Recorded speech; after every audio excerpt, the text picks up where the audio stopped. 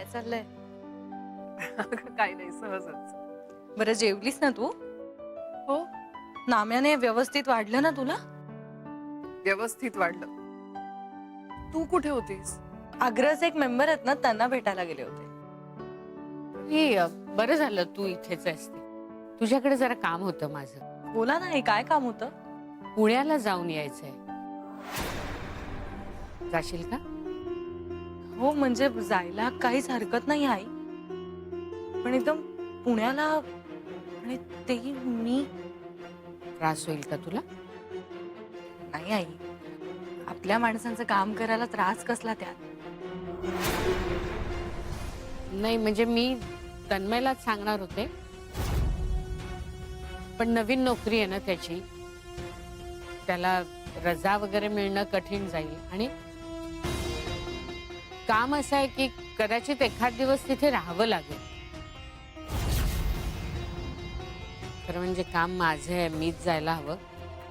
पण परवाच्या आजारपणानंतर जरा एकटीने जायचं म्हटलं की, आणि तन्वी तुला माहितीये कशी वेंधळी आहे, म्हणजे तिला सगळ्या गोष्टी नीट समजणारही नाहीत.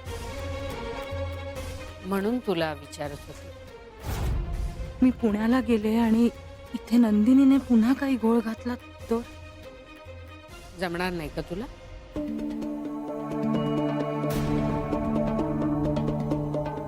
नाही आई, म्हणजे मी जाईन, पण जर अशी अचानक पुण्याला गेले तर नंदिनीचं. अगं मी आहे ना, म्हणजे आम्ही सगळे आहोत, तिचे वडील आहेत. आणि अगदी काही धावपळ करायला लागली तर तन्मय तेवढं करेल ना नंदिनीसाठी. माझे पेपर्स पोहोचवणं खूप महत्वाचं आहे. माझ्यावर विश्वास आहे ना तुझा? या 2 दिवसात नंदिनीला कुठलाही त्रास होणार नाही, ही जबाबदारी माझी. अगदी तन्मयला सुद्धा मी बजावून सांगते की आरोही इथे नसताना नंदिनीला काही कमी पडता कामा नाही. आरोही 2 दिवस नसणार आहे, म्हणजे फक्त मी आणि तन्मय. तू जा, माझी काळजी घ्यायला एवढे सगळे जण आहेत. तर नंदिनीच म्हणते मी राहीन व्यवस्थित, म्हटल्यावर मला जायला काहीच प्रॉब्लेम नाही. मी निश्चिंतपणे जाईन. आई, मी तुम्हाला नंदिनीच्या गोळ्यांचं कसं काय ते सगळं सांगून ठेवते. त्या आरोही, त्यांना का सांगतेस? अगं, यांना कशाला सांगतेस? म्हणजे मी नसताना आईच तुझ्या गोळ्यांचं वगैरे बघतील ना. मी फक्त तन्मयच्या हातून गोळ्या घेणार आहे. मी तुला सांगून ठेवते, इतर कोणीही गोळ्या दिल्या तर मी घेणार नाही. मी फक्त तन्मयच्याच हातून गोळ्या घेणार आहे. आणि तसं जर झालं नाही ना तर नंदिनी ठीक आहे, आणि मला सांगते बस. पण त्यासाठी तन्मय वेळेवर ऑफिसमधनं आला पाहिजे ना. आजच बघ ना, आता अजून आला नाही तो, केवढा उशीर झालाय. हो आई, म्हणजे आज खूपच उशीर झालाय त्याला, काही कळत नाहीये. जरा फोन करून बघतेस का?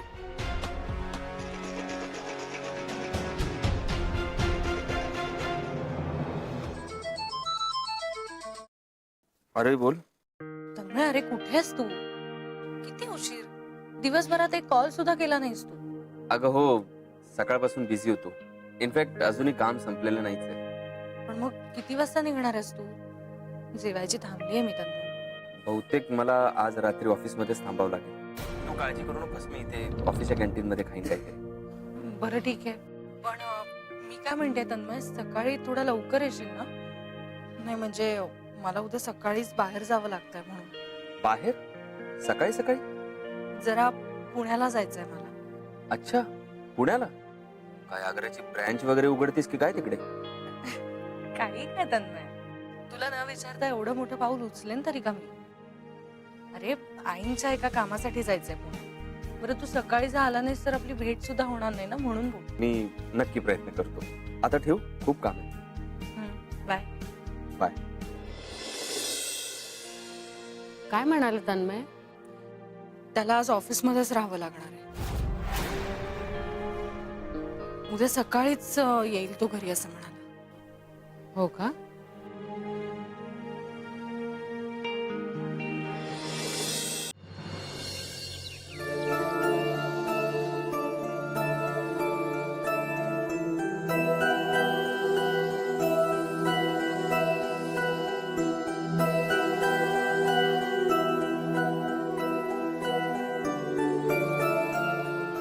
तन्मय अजून ऑफिसमधून निघाला नाहीये. निदान मी निघताना त्याची भेट तरी झाली असती. आज नेमकं मला पुण्यालाच राहावं लागलं तर मला तो उद्याच भेटेल म्हणजे.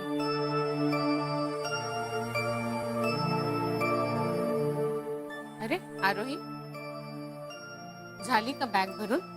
हो. म्हणजे काय काम लगेच झालं तर काही प्रश्नच नाही, पण वेळ लागला तर 2-4 कपडे असलेले बरे. आणि कामाचे पेपर्स घेतलेस? हो आई, सगळं घेतलंय. बरं, मी नाश्ता आणि दुपारचं जेवण बनवून ठेवलंय. तन्मय आला ना की त्याला आठवणीने नाश्ता करायला लावा. त्याच्यासाठी ना 1 ग्लासभर थंड दूध ठेवलंय मी फ्रीजमध्ये. बिचारा रात्रभर त्याचं जागरण झालं असेल ना, दूध प्यायला ना की जरा पोटाला थंडावा मिळेल त्याला आठवणीने सांगा ना आई. किती काळजी करशील.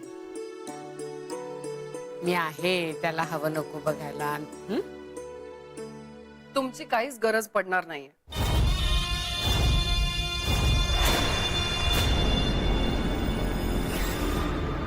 हो ना, कारण मी सोबत असताना की इतर कोणी असो किंवा नसो, त्याला काहीच फरक पडत नाही. आरोही, तू आता ज्या कामासाठी चाललीयस त्याकडे नीट लक्ष दे. इथली काळजी अजिबात करू नकोस. तन्मयचा चहा, नाश्ता, ऑफिसची तयारी सगळं मी बघीन. आरोही, पुण्याच्या घराची किल्ले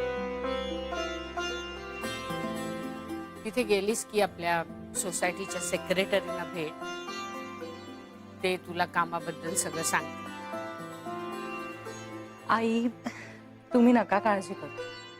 काम पूर्ण झाल्याशिवाय मी अजिबात परत येणार नाही. तिथे पोहोचलीस की फोन कर नक्की. हो, नक्की करेन. तुम्ही तन्मय आल्यावर सांगाल ना त्याला मला फोन करायला? सांगेन की, करेल ना तो फोन. बरं, निघू मी आता? हो, राहू दे. आशीर्वाद आहेतच. काळजी. हा, बाय.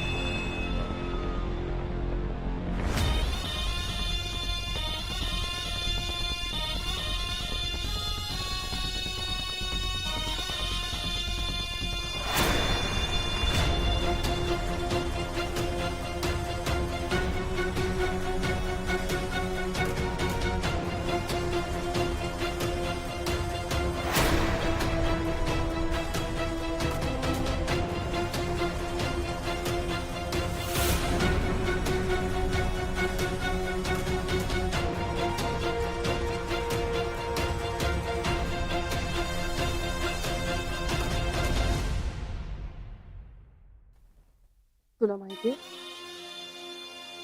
आजपर्यंत ही रूम फक्त तुझी होती, पण आता लवकरच ती आपली होणार आहे. मी तुझी बायको बनून कायमची या घरात येणार आहे.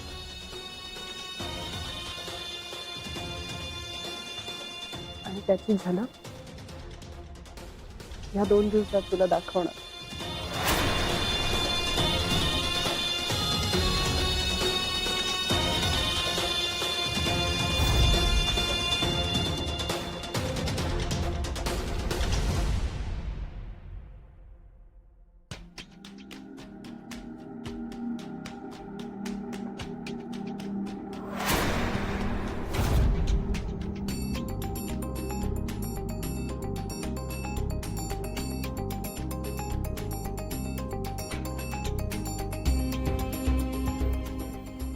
तन्मय,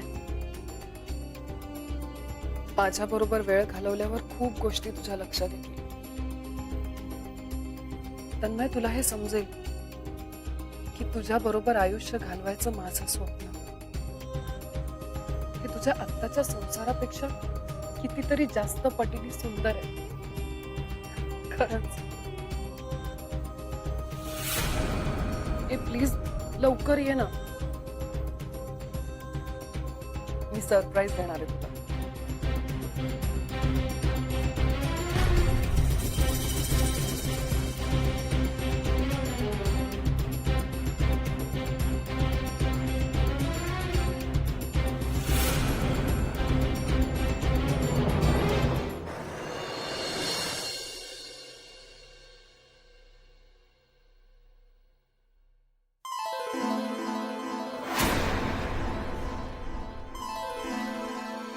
हे कोणी ठेवलं असेल इथे?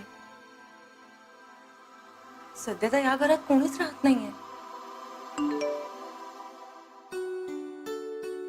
तन्मय, घ्या, फोन करायचा सोडून ऑडिओ क्लिप पाठवतायत. सरप्राईज.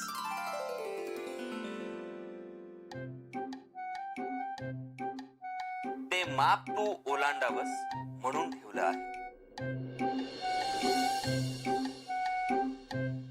आता इथे बघू नकोस आणि कुणी दिसतंय का किंवा कुणी आपल्याला बघतंय का याचा अजिबात विचार न करता गृहप्रवेश कर. हा पण नाव घेऊन मगच यायचा. हा, तू लाजलेस की किती छान दिसतेस आरोही. तन्मय, नेमका कुठे आहेस तू? मी तुझ्या जवळच आहे आणि कायम जवळच राहील. बर, आता वेळ घालू नकोस आणि नाव घे. खडी साखरेची गोडी आणि फुलांचा सुगंध. तन्मय, आपल्या संसारात मला स्वर्गाचा आनंद. वा वा, मस्त. आता माप ओलांडून तू या घरची सून म्हणून प्रवेश करावास अशी माझी इच्छा आहे. आरोही, हे तुझं सासर आहे. तुझं घर. लक्ष्मीच्या पावलाने या घरात ये.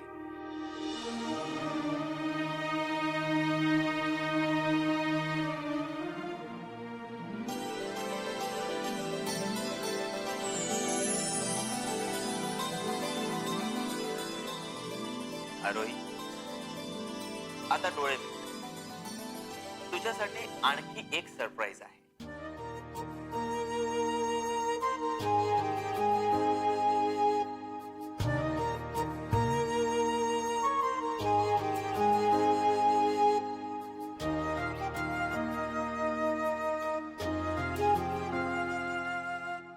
डोळे उघड आरोही.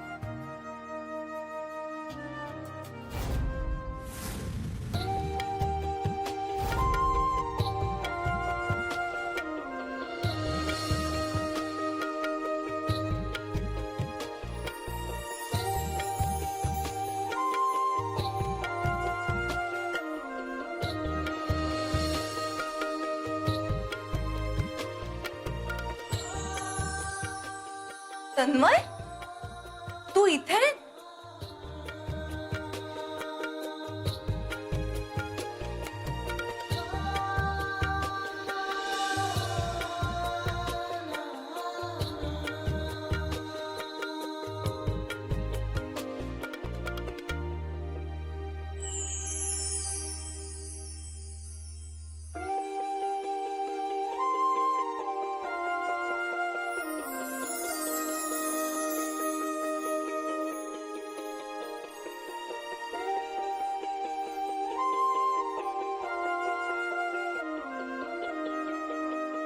वेलकम होम आरोही.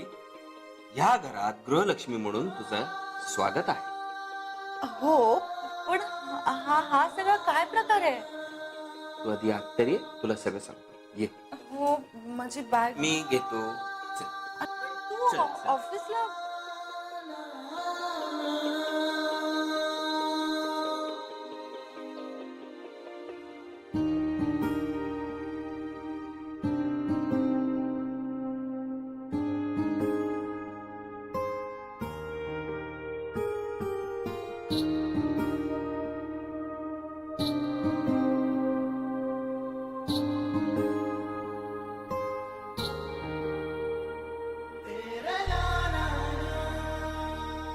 तन्मय, अरे तू ऑफिसच्या कामासाठी गेला? ऑफिसच्या कामासाठीच आलो. आपण आता मी बोलणार आणि तू ऐकायचं आणि ऐकता ऐकता घर पण बघायचं. चल.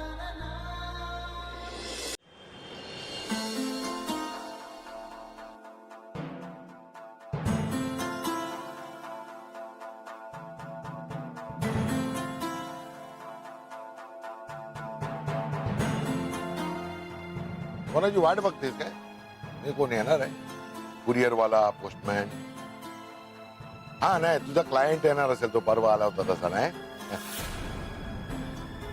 सॉरी, मी आपला असाच बोललो. अरे हा, तुझे बाबा येणार असतील, राया शेठ. काय तुमचा प्रॉब्लेम काय? काम नाही येत वाटत. हसायला काय आलं?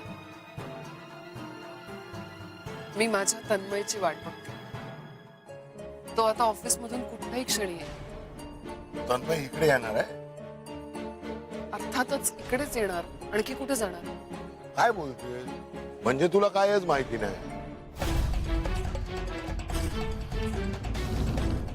काही माहिती नाही म्हणजे? काय आहे माहिती आहे? काल ज्या कामासाठी जास्त टाइम तन्मयला ऑफिस मध्ये थांबावा लागला होता ना, त्याच कामासाठी पुढे त्याला आता बाहेर गावी पाठवलंय ना. बाहेर गावी? हं. म्हणजे कुठे गेलाय तो? आणि असं कसं? त्यांनी मला कसं सांगितलं नाही? का? तू कोण आहेस त्याची? आई? बहीण? काय बायको? हे बघा तो. याच्यावरनं तुला कळायला पाहिजे ना, तन्मयीच्या आयुष्यामध्ये तुझी काय किंमत आहे ते.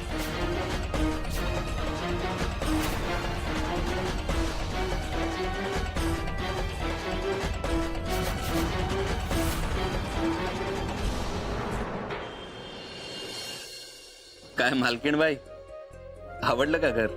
खूपच मस्त आहे तन्मय. पण हे मालकीणबाई वगैरे काय बडबडतोयस? उगाच काहीही बोलू नकोस. अरे, जे आहे ते म्हणायला हरकत काय? नाही तन्मय, या घराला जरी मी माझं मानत असले तरी या घराच्या खऱ्या मालकीणबाई आईच आहे. तन्मय, या घरात पहिलं पाऊल टाकता क्षणी मला ना मायेची अशी वेगळी झोप जाणवली. ते म्हणतात ना पॉझिटिव्ह वाइब्स, त्या आल्या मला या घरात.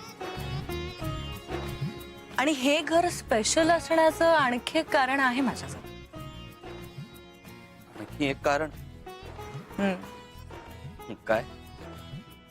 तन्मय, अरे तुझं लहानपण गेलं या घरात. दुडू दुडू पावलांनी अख्ख्या घरभर कसा फिरत असशील याचा विचार केला तरी हसू येतं मला. तन्मय, इथे ना खरंच खूप छान वाटतंय मला. तू आणि आईंनी दिलेल्या या सरप्राईजच्या धक्क्यातून ना अजूनही सावरले नाहीये मी. पण तन्मय, या सगळ्याचं प्लॅनिंग कधी केलंस तू? याचं श्रेय सुद्धा तू तुझ्या सासूबाईंनाच दे.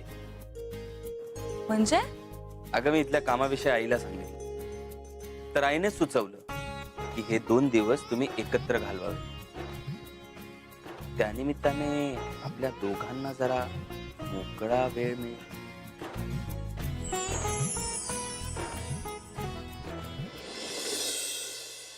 काय ग? तो बाहेर जाणार होता हे मला का नाही सांगितलंस? कारण मला ह्यातलं काहीच माहिती नव्हतं. आता तुम्ही सुद्धा हेच वाक्य बोलू नका. का सांगितलं नाहीत मला? हा सगळा काय प्लॅन आहे का तुमचा? प्लॅन कसला?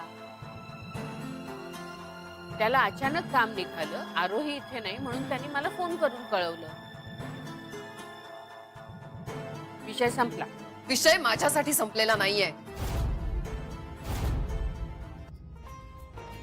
तन्मय, तू आणि आई माझ्या सुखाचा किती रे विचार करता. ते म्हणतात ना, आई ती आईच असते. तिची सर आणखी कोणालाही येत नाही. खरं तर मी माझ्या आईला लहानपणीच गमावून बसले. मायेची ऊब काय असते हा अनुभवच नाही घेता आला कधी. पण आता सासूच्या रूपाने जी आई मिळाली आहे ती सगळी कसर भरून काढते.